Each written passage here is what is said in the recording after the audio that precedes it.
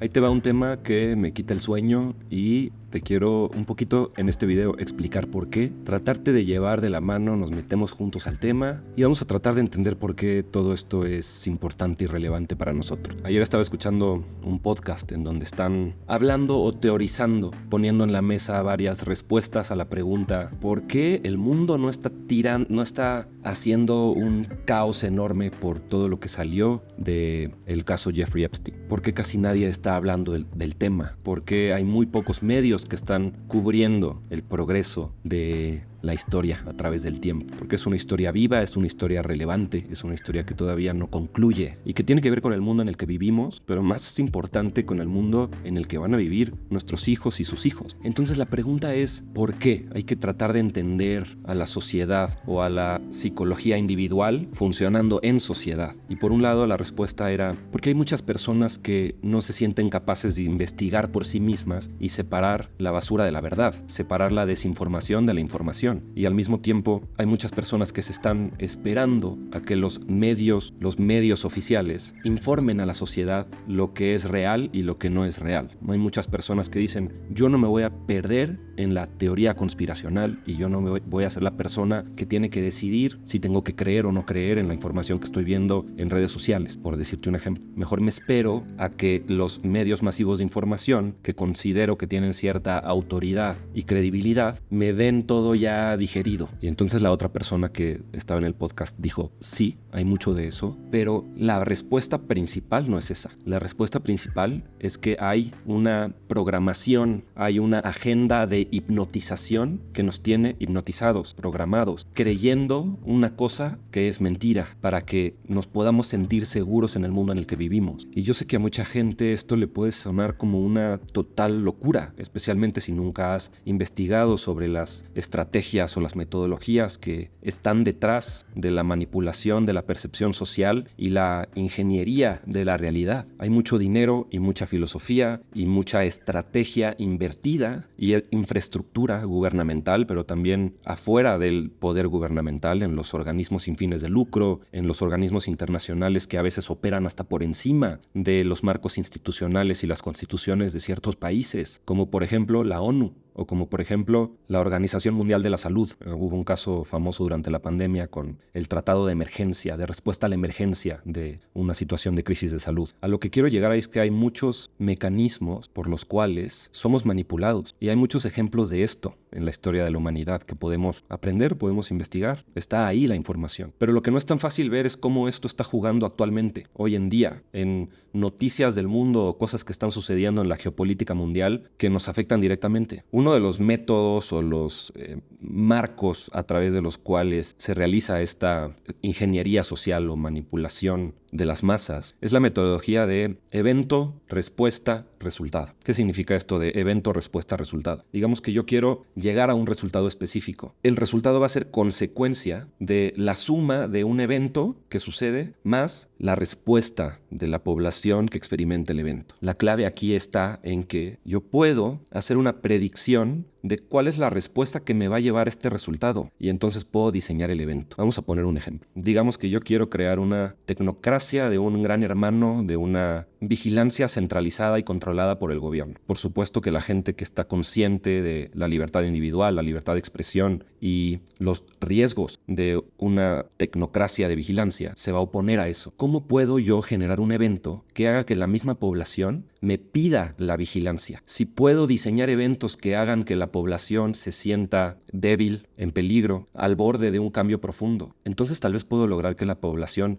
me pida el resultado que yo quiero instaurar. Hay otro término importante aquí, por ejemplo. Hay un término que se llama operación de bandera falsa. Te voy a leer la definición. Una operación de bandera falsa es una operación encubierta llevada a cabo por gobiernos o corporaciones o otro tipo de organizaciones, diseñada para aparecer como si fueran llevadas a cabo por otras entidades. Yo me puedo atacar a mí mismo y decir, me atacaron Por lo tanto, está justificada mi defensa, pero en realidad es un ataque, no es una defensa, porque yo me ataqué a mí mismo. Eso es un ejemplo de una operación de bandera falsa. También hay ejemplos históricos reales que conocemos, que se ha descubierto que fue una operación de bandera falsa y podemos investigar al respecto. Si te interesa todo esto, creo que un muy buen punto de partida es el incidente del Golfo de Tonkin en la guerra de Vietnam. Eso se pone bueno. Otro término importante aquí es un término que se llama programación predictiva. Es una manera de, a través de los medios de comunicación y entretenimiento, subconscientemente preparar a las personas para ciertos eventos futuros y hacerlos más perceptivos a aceptar que realmente están sucediendo esos eventos en la sociedad y que la sociedad ha cambiado. Pero hubo una programación previa que ayudó a la sociedad o a cada individuo subconscientemente a ir prediciendo, haciendo una predicción de que esto puede suceder y lo puedo llegar a aceptar si llega a suceder. Hay otro concepto similar, pero distinto, no es lo mismo, se llama primado negativo. Me gusta esta definición de primado negativo. Dice, el primado negativo consiste en exponer a las personas a estímulos o información que influye en sus respuestas o en su percepción de manera subconsciente. No es algo que te das cuenta, pero estas personas entienden tan bien cómo funciona el cerebro humano que pueden predecir cómo tú vas a responder de manera subconsciente, que es algo más elemental que las decisiones conscientes que podemos llegar a tomar. Porque a través del primado negativo nos pueden hacer más propensos a reaccionar de cierta forma sin que nos demos cuenta. ¿Para qué? Para simplemente sobrevivir, porque se activan los mecanismos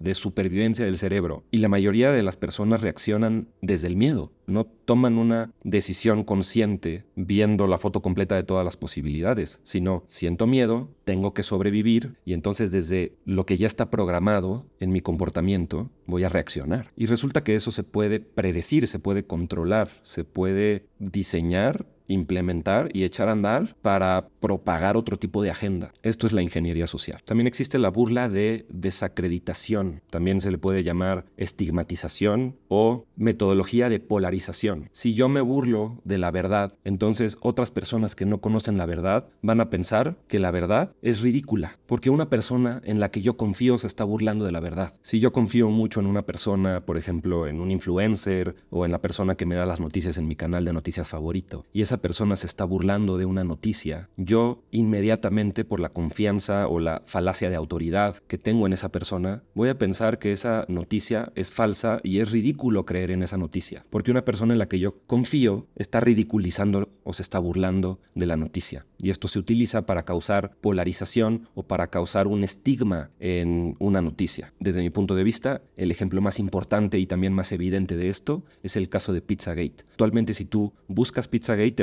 te va a decir que es una teoría de conspiración que está probada, que es falsa, y vas a encontrar dentro del mundo de los medios de comunicación masiva y populares constantes ataques de estigmatización y burla de las teorías o la información asociada o las verdades reveladas que están conectadas. Esto es solo un ejemplo. También existe lo contrario a la estigmatización, que es la normalización. Se llama normalización moral, cuando algo que tiene que ver con la moral, con la ética, con nuestro entendimiento de qué es correcto o incorrecto, se pone en juicio y se normaliza. Si yo te hago dudar de que algo está mal y después de repente alrededor de mí eso que yo pensaba que está mal lo veo que se repite una y otra vez, puedo lograr la normalización moral de un tema y puedo lograr que la sociedad poco a poco empiece a aceptar ese tema. No me quiero extender mucho, solamente hice una lista de otro tipo de fenómenos o métodos que se utilizan o que se corrompen o ¿cuál es la palabra? Se les saca ventaja para implementar agendas en el mundo. Hay algo que se llama el sesgo de confirmación. Es la tendencia a favorecer información que confirma nuestras creencias preexistentes. No me voy a meter en quiénes son estas personas, estoy preparando un video pronto porque creo que la verdad nos hace libres. Preguntar quiénes son ellos es algo importante porque mucha gente habla de ellos, los que controlan nuestra sociedad. Y es importante saber a quién nos estamos refiriendo, de quién nos tenemos que defender, quién es el enemigo. Pero este video es sobre los mecanismos. Estas personas saben que el sesgo de confirmación es algo poderoso en la mente humana y se pueden aprovechar de esa tendencia que tenemos a aceptar información que confirma nuestras creencias creencias. También existe el efecto halo. Es la tendencia a que nuestra primera impresión de una persona o nuestra impresión general que tenemos de alguien influye en cómo percibimos sus características más pequeñas o más específicas. Es decir, si yo pienso que eres una persona buena, tengo una tendencia a ignorar que tal vez en algunas cosas pequeñas no eres una persona buena, sino tal vez todo lo contrario. Pero el efecto halo quiere decir que